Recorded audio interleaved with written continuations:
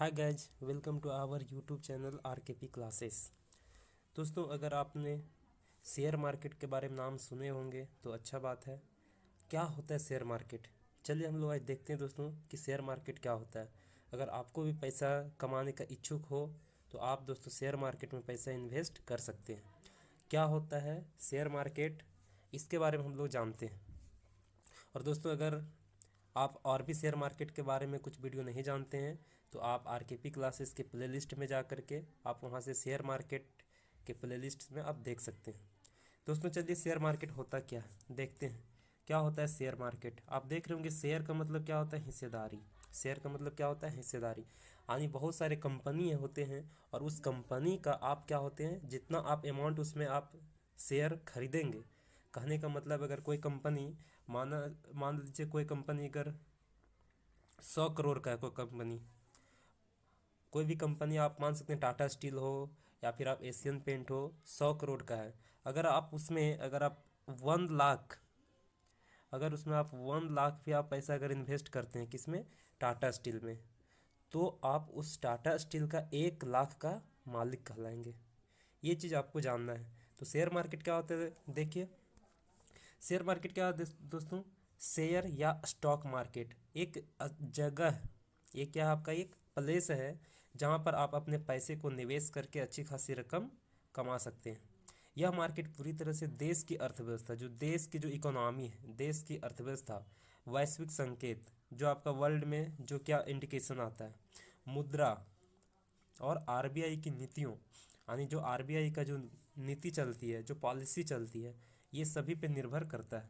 Stock market के अलग अलग कंपनियों के नाम से शेयर होते हैं, जैसे Tata steel, Tata Motors, Adani port, ये सारे बहुत सारे कंपनी जो हैं वो शेयर मार्केट में क्या होते हैं, लिस्टेड होते हैं। और आप किसी भी कंपनी में आप पैसा क्या करते हैं, इन्वेस्ट करके जो उस कंपनी का प्रॉफिट हो वो आपको प्रॉफिट मिलेगा। अगर लॉस होगा तो आपको लॉस भी मिल सकता है। तो चलिए दोस्तों देखते हैं शेयर मार्केट आखिर होता क्या है। शेयर मार्केट हम बता दिए कि एक वह जगह है जहाँ पे क्या होते हैं, लोग अपने पैसे को क्या करते हैं, इन्वेस्ट करते हैं, यानी निवेश करते हैं। अब इसमें बात आती है नेशनल स्टॉक एक्सचेंज और एक बॉम्बे स्टॉक एक्सचेंज। ये क्या होता है दोस्तों? शेयर मार्केट में एनएसई, ये क्या है इसका, अगर शॉर्ट फॉर्म में देखा जाए तो क्या होता है, एनएसई, और ये क्या होता है आपका, बीएसई। ये बीएसई दो आपका स्टॉक एक्सचेंज है। स्टॉक का मतलब हो गया आपका शेयर, और उसका एक्सचेंज करने वाले ये दो आपका, एक एनएसई है, और एनएससी के हेडक्वार्टर कहाँ पे है दोस्तों? मुंबई में है। और बीएससी का भी हेडक्वार्टर कहाँ पे है? मुंबई में है।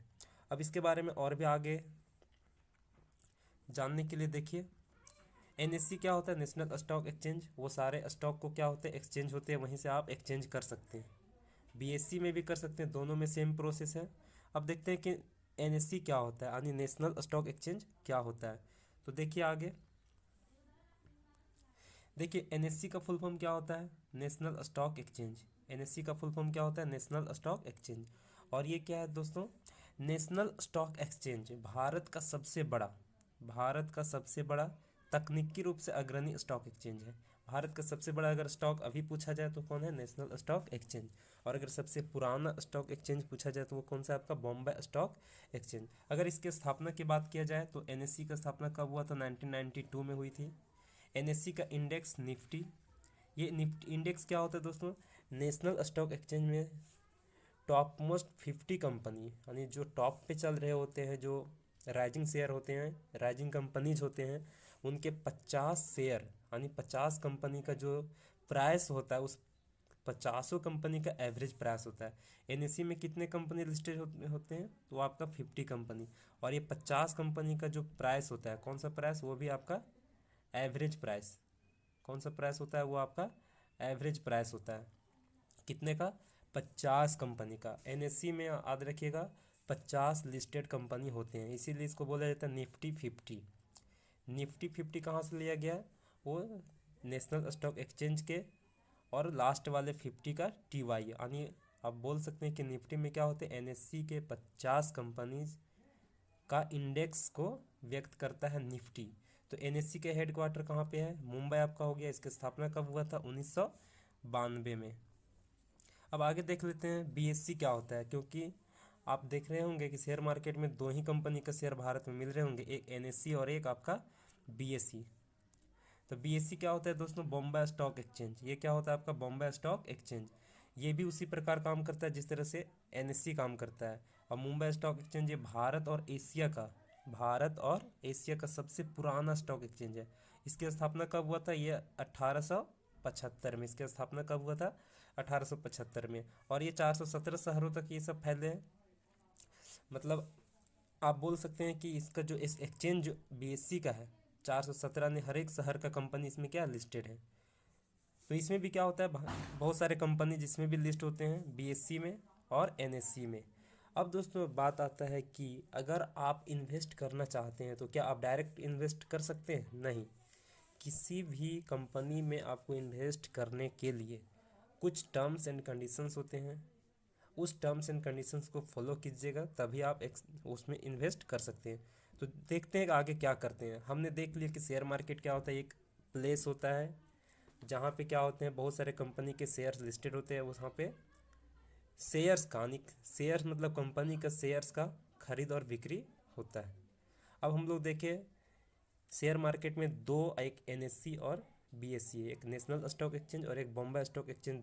दो एक्सचेंज होते हैं जो स्टॉक्स को खरीद बिक्री उसी में होता है, एनएससी में और बीएससी में। अब आगे देखते हैं। अब इसके लिए क्या करना होता है दोस्तों? सबसे पहला बात कि आपको डीमैट अकाउंट खुलवाना पड़ेगा। सबसे पहले इसका काम, आप किसी कंपनी में इन्वेस्ट करने के लिए आप डीमैट अकाउंट खुलवाएंगे।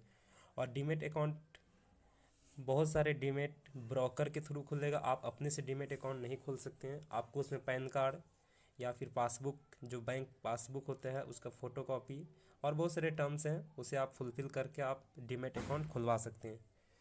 होता है क्या है, देखते हैं डीमैट अकाउंट क्या होता है। देखिए दोस्तों, डीमैटेरियलाइज्ड अकाउंट, डीमैट का फुल फॉर्म क्या है? डीमैटेरियलाइज्ड अकाउंट एक ऐसा अकाउंट है जिसमें शेयर और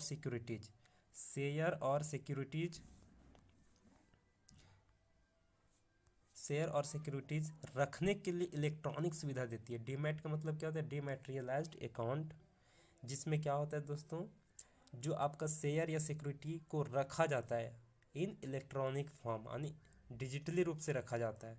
इस तरह के खाते में उपयोग में आसानी के इलेक्ट्रॉनिक रूप में सरकारी प्रतिभूतियों, शेयर, ईटीएफ, म्यूचुअल फंड और बॉन्ड सहित सभी निवेश होते हैं। आप बॉन्ड खरीद सकते हैं किसी कंपनी का, ये, या फिर आप सरकारी प्रतिभूति आप इन्वेस्ट कर सकते हैं। ये सारे काम, शेयर खरीद सकते हैं किसके थ्रू? आपको डीमैट अकाउंट के थ्रू। आपको सबसे पहला क्या करवाना होगा? ओपनिंग करवाना होगा डीमैट अकाउंट। अब डीमैट अकाउंट कौन कौन ओपन करते हैं? तो इसके लिए ब्रोकर होते हैं। देखते हैं कौन कौन से मुख्य ब्रोकर हैं। देखिए डीमैट अकाउंट के ब्रोकर कौन कौन से होते हैं। सबसे पहले देखेंगे दोस्तों, मेरा तो अप स्टॉक्स में है, आपका अप स्टॉक ट्रेडिंग प्लेटफॉर्म है। आप जीरोधा में एक अकाउंट ओपन करवा सकते हैं। 5 पैसा में आप अकाउंट ओपन करवा सकते हैं।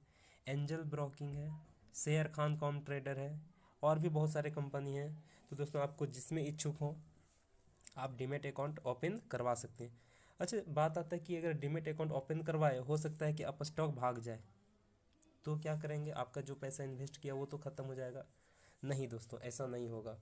ये भाग नहीं सकते, क्योंकि डीमैट अकाउंट आप अगर कहीं ओपन करवाएं तो डीमैट अकाउंट ब्रोकर को, यानी कहने का मतलब जो डीमैट अकाउंट खुला है उसका प्रोटेक्ट करने के लिए भारत सरकार के, आप देखेंगे इसको रक्षा करने के लिए दो आपका इसमें बॉडी लगे हुए हैं। और ये कौन कौन रक्षा करते हैं? और ये डीमैट अकाउंट के प्रोटेक्टर के रूप में आप देख रहे होंगे CDSL, नाम सुने होंगे CDSL। इसका क्या फुल फॉर्म है? Central demat security limited. ये क्या होता है दोस्तों? और एक है NSDL, national demat security limited. ये लोग क्या काम करते हैं? जो डीमैट अकाउंट है उसको प्रोटेक्ट करते हैं कि किसी डीमैट अकाउंट में कुछ अगर त्रुटि है या फिर फ्रॉड हो रहा है तो उसका प्रोटेक्शन का काम कौन करते हैं? CDSL और NSDL। और जब भी आप कोई शेयर या कोई ये किसी कंपनी में आप इन्वेस्ट करेंगे तो आपको उसके लिए टी पिन जनरेट करना होगा, और वो टी पिन क्या करना, डालना पड़ेगा। तो आप साफ जाहिर है कि अगर आप कोई भी एक भी इक्विटी आप अगर इन्वेस्ट कर रहे हैं कोई कंपनी में, यानी शेयर्स खरीद रहे हैं, आप उसको सेल करने के समय आपको टी पिन CDSL या NSDL के आपको अप्रूव करवाना पड़ेगा, तभी आपका शेयर्स बिकेंगे, तो ये सब है आपका सुरक्षा के लिए डीमैट अकाउंट खुलवाइए। डीमैट अकाउंट का प्रोटेक्शन कौन करते हैं, देख रेख कर रहे होते हैं CDSL और NSDCL। अब फिर बात आती है एक दोस्तों की शेयर मार्केट के जो अग्रणी जो मेन बॉडी है जो उसको कंट्रोल कर रहा होता है। तो शेयर मार्केट को सीधा सी अगर बोला जाए कि मौद्रिक नीति, अगर मॉनेटरी पॉलिसी को कंट्रोल करने वाले कौन होते हैं, RBI भारत में। अगर गवर्नमेंट ये बात किया जाए, जो ऑल मॉनेटरी पॉलिसी जितना मौद्रिक नीति है, कहने का मतलब है कि जो मुद्रा से रिलेटेड है, वो मौद्रिक नीति का नियंत्रक कौन होते हैं, RBI। तो आप देख सकते हैं मॉनेटरी पॉलिसी का अगर कंट्रोलर बोला जाए तो मॉनेटरी का कौन सा होता है, आप मॉनेटरी पॉलिसी का देख लेंगे तो कौन सा हो जाएंगे आपका ये RBI। कौन सा है आपका RBI। मॉनेटरी पॉलिसी का कौन होगा, RBI हो जाएगा। तो ये होता है आपका RBI, मॉनेटरी पॉलिसी का कौन हो, RBI। लेकिन बात आता है कि क्या फाइनेंशियल पॉलिसी का भी वो है RBI, नहीं। फाइनेंशियल पॉलिसी का कौन होते हैं, फाइनेंशियल पॉलिसी का जो होते हैं वो सेबी होते हैं, security and exchange board of India.